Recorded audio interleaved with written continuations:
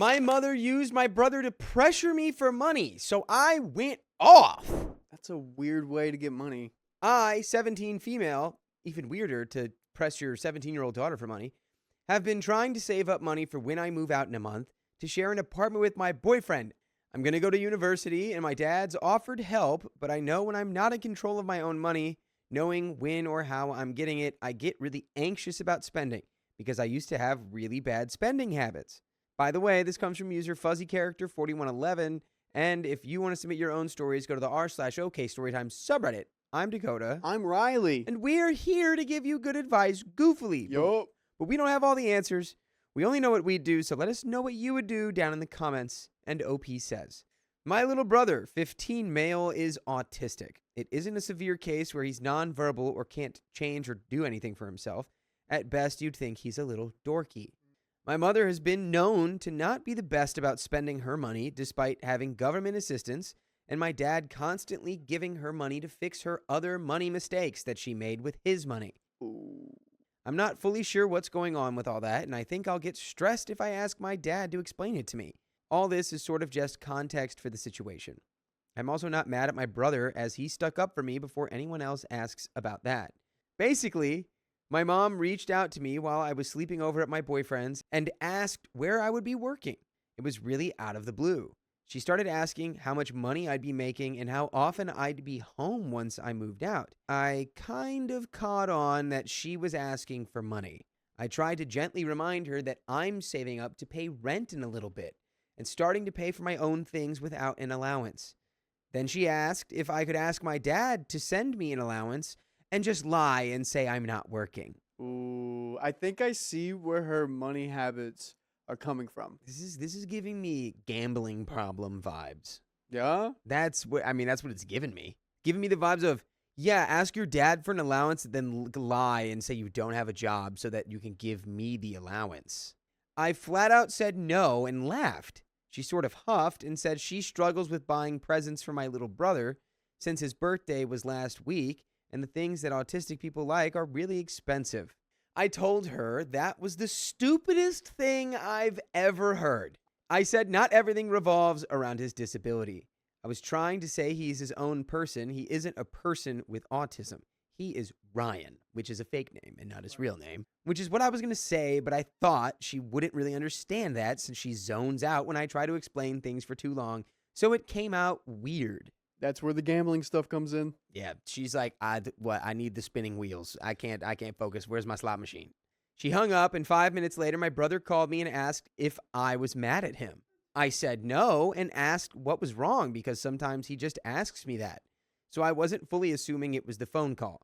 He said my mother told him that I said he wasn't important enough to have my money. Oh, she's weaponizing your brother. Your mom sucks. What is your dad doing?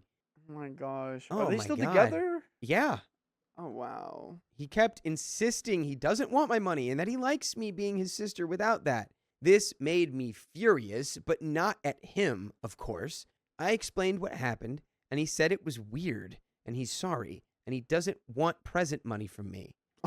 Yeah. Well, no, it's like, yeah, you explain it, he goes, oh, no, that's weird. You don't have to buy my presents. Our mom is weird.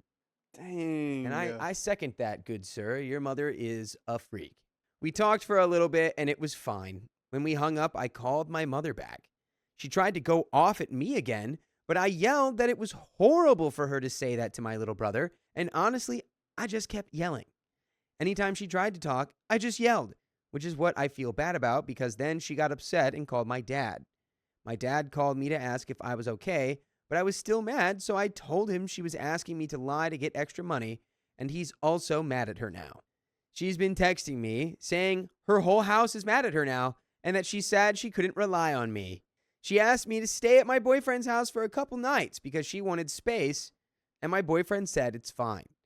I'm really conflicted now because I thought I was in the right for how I felt, but now seeing how much it affected her, I just feel like a huge a-hole. It's because your mother is manipulating you. She's probably been doing it for a long time, and she's really good at it. My brother is telling me he still thinks it was weird and mean of her to try to get money out of me using the excuse of him being autistic. Me and my dad are very close, but he hates to argue with my mom, so we haven't really talked since my mom asked for space. I know my mom struggles with money, and it makes her feel incompetent at times, as she's expressed to me. These reactions are making me doubt my behavior. I know I'm at least a bit of an a-hole for raising my voice, but yeah, am I the a-hole? And just to clarify, my parents are not divorced or split up, and they still live together. Oh, man. And we do have some comments I here. think you need to develop some sort of neurodivergence so then you can defend your mom against your mom being like, well, Mom, I have worse autism. I can't give you money. Yeah, I can't give you money. I'm buying all of these weighted blankets. Yes. I can't afford it. My weighted blanket budget is stretched to its absolute minimum. You would understand. Maximum. Because I'm worse autistic. Let's get into these comments.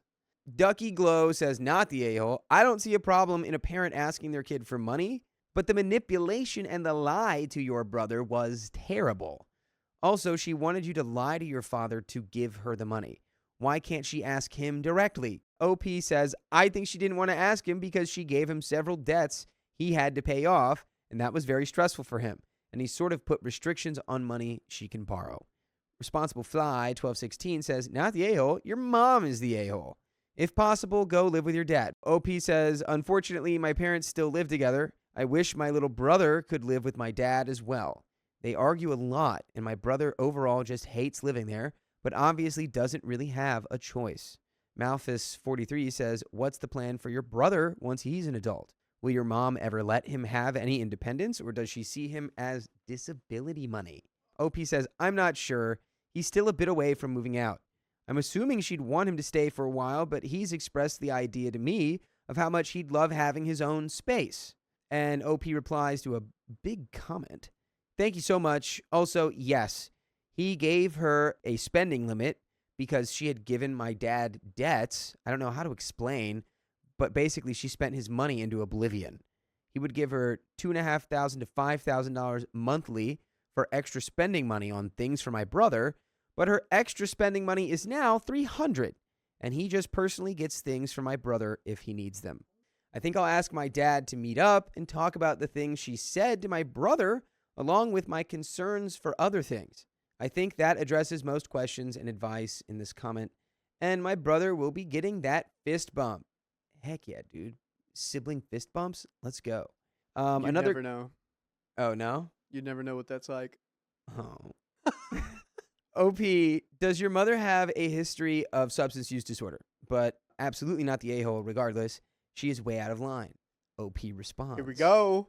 She had been in rehab once before my brother was born, but when my father told me this, he said it wasn't for very long. Another reply to a comment is, my mother was working and then quit. I do not know why, but it does not sound like she was let go. So then my dad was the main income person, eventually got a promotion, then when I was 12, bought the place he was working at and one of its other franchises. I hope that makes sense because I really don't know anything about all his business stuff. But then basically she had been saving her work money while she had a job, took it out for one nice day out, then eventually all the money she had was gone.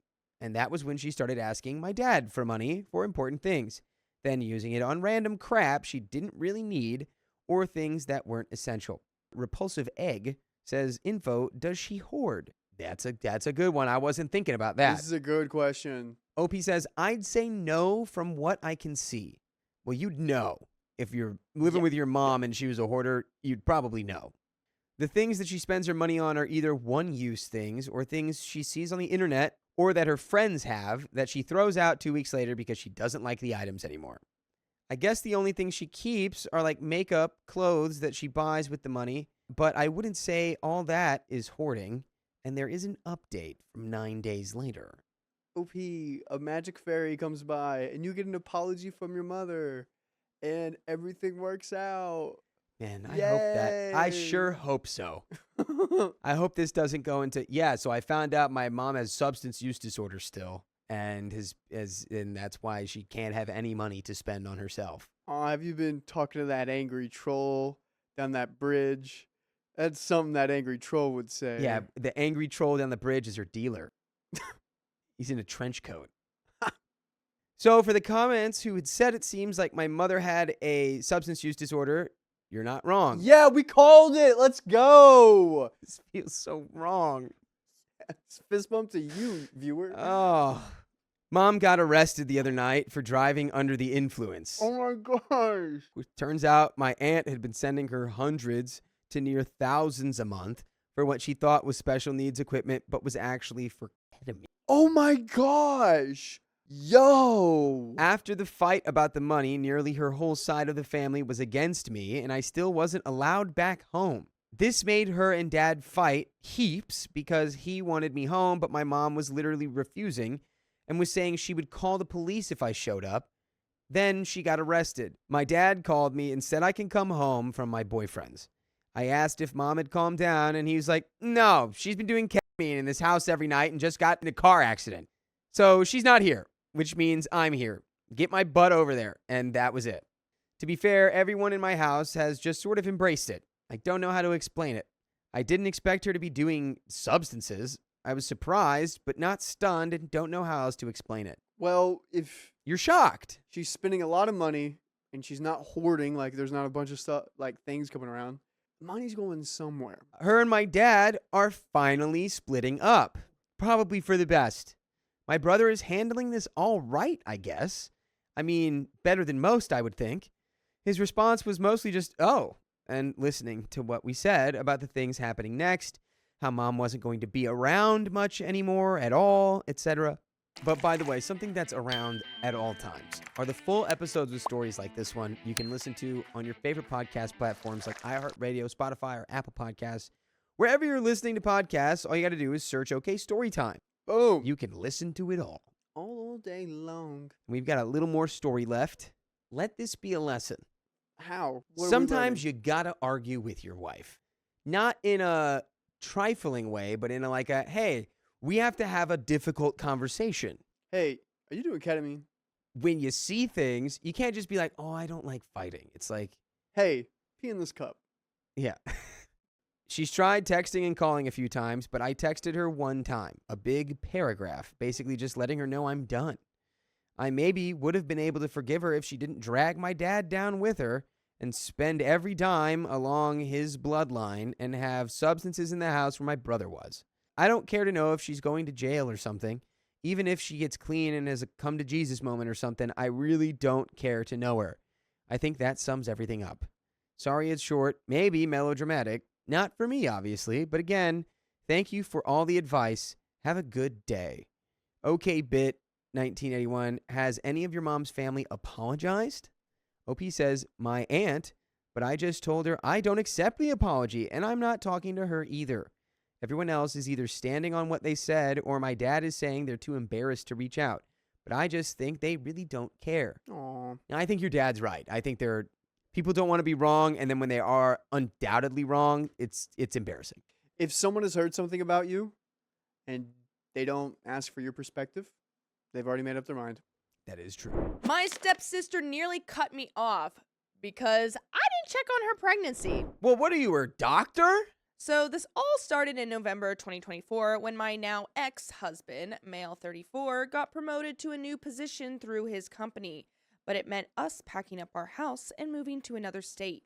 He left for the new state shortly after he got the promotion in November, while I, female 33, stayed back and worked on packing our home and prepping it for sale. By the way, this comes from Wampa Wampa Fruit. And if you want to submit your own stories, go to the r/OK Storytime subreddit. I am Savannah. Wampa Wampa, I'm Dakota. And Wampa Wampa, we're here to give good advice goofily, but we don't have all the answers. We only would tell you what we would do in this situation, so please let us know what you would do in the comments. As OP says, in March 2025, I was finally going to be able to move with him into our new home after months of packing. The process of selling our old home, looking for our new home, and transferring jobs. On moving day, no less. He told me he had been cheating on me the past 3 months. Whoa! Well, at least he's honest. I mean, yeah, the last day possible. Ugh. Obviously, this threw my whole world into complete chaos. When I found out, I told everyone in my family. I decided I deserved better and wanted a divorce. Yes, as you should. This was very, very hard. We were together for 13 years, and He was all I ever knew. My life as I knew it was over, and I was incredibly depressed and heartbroken during this time. Yeah, understandable. Yeah, I mean, what do you do? That is your whole life. I had never been on my own before him, and it took a few months before I could stand on my own 2 feet again. But I was able to get away from him, move to a new state, and start my life over. It was challenging, but I did it, and I'm glad I did. Now, I'm happy to say I have a very loving boyfriend, and I have never been happier. Oh, good. Oh, Good. yeah. Heck yeah, dude. As you should. One person in particular I talked to about everything was my stepsister, female 29. We have never been super close in my eyes. We only really reached out to each other during holidays and birthdays, occasionally one of us calling to check in. But beyond that, I never really thought we were that close. This wasn't a bad thing, and I still care about her. It's just that we never really hung out outside of a family gathering, talked much on the phone, or even texted. I found out around the same month I asked for a divorce. She told me her and her husband were pregnant, which was wonderful news, just at a bad time in my life. The divorce didn't happen overnight and took a few months even after I moved to finalize paperwork, work through lawyer issues, and sell the house. I moved in June and started to get settled into my first apartment in a new state. I had many low times during all this where I felt depressed, stressed, isolated, and abandoned by a lot of people in my life. Not only had my husband abandoned me, but my dad stopped talking to me altogether. Oh. Very few people reached out to me aside from my best friend, mom, and stepmom, who I talked to once a week. They, alongside my new relationship, kept me moving forward. It did hurt that not many other people reached out during this time because it definitely was not easy. Fast forward to October 2025, and I get vacation time and can go to my home state to visit family for the first time since everything went down in March. I also go to my stepsister's baby shower, which my stepmom had excitedly been giving me updates about this entire time when we talked on the phone. It was great to see my stepsister and her hubby. While I was there, everything seemed normal. We all talked and joked. I got to feel the baby punt, and it was just a wonderful time. Smiles all around. After the party, I spoke with my dad, who was now talking to me again after 6 months no contact, who told me that my stepsister said she was actually ready to write me out of her life if I didn't show up to the shower because I hadn't reached out to her during her whole pregnancy. I thought this was strange coming from her and didn't sound right, so I reached out to her and asked myself if she actually felt this way. To my surprise, she said yes, because I hadn't reached out to her to check in during a stressful time in her life, which is ironic. This immediately made me upset because she also had not reached out to me during one of the most stressful times of my life either. It looks like we're holding on to the scoreboard now. That's an easy way for everyone to lose, from my understanding. It's like, well, I'm not mad at you for not reaching out. Well, I'm mad at you for not reaching out. Well, let's just never reach out. Okay. So what you should ask is, what do you want out of this relationship with your sister? What connection do you want? What, instead of it being like, well, this is fair, this is even, weren't there for me, so I won't be there for you. Yeah, or trying to compare well, I'm going through a hard time. Well, I was going through a hard time. Well, my time was harder. Your time, that just will literally get you nowhere. I feel that relationships are a two-way street, and it shouldn't be all one person putting in effort. But I bit my lip and just told her I was very sorry I had hurt her. I had no idea she felt that way, and that I wanted to be a better sister to her and would make more of an effort to reach out. It's been a month since that talk, and I reach out to her a few times a week. Texting, sometimes sending her funny videos on Facebook or Snapchats. When I text her, she barely responds, and it's always very one-sided about how she's doing or feeling. She never asks how I am or what I'm doing, and when I do tell her, she just seems disinterested or doesn't even respond. But again, I'm still trying. Now I feel like a doormat. I can't help feeling frustrated because my feelings were hurt that she was so mad I didn't reach out, but never thought to speak to me or tell me or even ask how I was doing. Yeah, it's crazy that she didn't reach out at all after your entire life imploded on you. My partner cheated on me one day before they were moving across the country. I don't know. I would expect a, hey, are you good? At least I would expect something. I understand she is at the end of her pregnancy and things are scary and overwhelming and hormones play a big part, but I can't shake my feeling of irritation the more I reach out and get a half-assed response. I feel like I don't matter. My feelings don't matter, and putting effort in doesn't matter. I would love to approach her with how I feel in this situation, similar to how she felt, but I also don't want to stress her out before she has a baby. I think you can approach her in a way that's not super stressful. Like, try to keep the emotions as low as possible. Just be like, hey, I feel like, maybe our communication's a little one-sided, and I, feel like I do want to put effort into this, but I'm not sure exactly what it's accomplishing. And again, I don't want to stress you out. I just want to let you know how I'm feeling because I'm your sister and you're my sister, and I want us to be able to move forward and have a good relationship together. It doesn't have to be like, you don't have to be so intense or intimidating about it. Like, it could just be like, hey, I've just been feeling like, maybe there's a little tension between us or something, and I kind of want to figure that out before, all this baby stuff happens. I'm just not sure what to do or if it's even worth stressing about. Should I just let it go altogether or keep on like I have been? Am I the a-hole for not reaching out sooner during her pregnancy when I was going through a divorce at the same time? All right, update. First off, thank you very much to everyone who has responded and all of your kind words and advice. Sometimes it's nice to gain the perspective of another person outside of friends and family. Some people had said that my stepsister seemed spoiled or like a bully, but I disagree. I think in all honesty, she is similar to me and is a bit of a doormat in the family. I think she just didn't think about what I was going through or realize how hard it might be, to be honest. This doesn't make it okay, and I'm not excusing her behavior because it is still crappy. But I definitely don't think her intentions were meant to be mean in any way. I honestly think a major factor in this situation is my dad. He and I have always had a very tumultuous relationship. When I moved, he and I had a falling out. He stopped talking to me and refused to respond to texts and calls after I moved. We finally started talking again the day before the baby shower because my stepmom didn't want any drama at the shower and told him to call me and work things out. He said a lot of cruel things to me during that time, and it made me realize how much of a self-absorbed person he was. As a side note, you really start to realize who is there for you through your hardest times when you're going through something like a divorce. It shows you a lot about the people around you. He is part of that generation of if someone hurts your feelings, too bad. It's your responsibility to maintain the relationship, not theirs. I've been slowly putting distance between me and him only after years of not realizing I was being a doormat and a people pleaser. I was letting these people in my life walk all over me, especially him.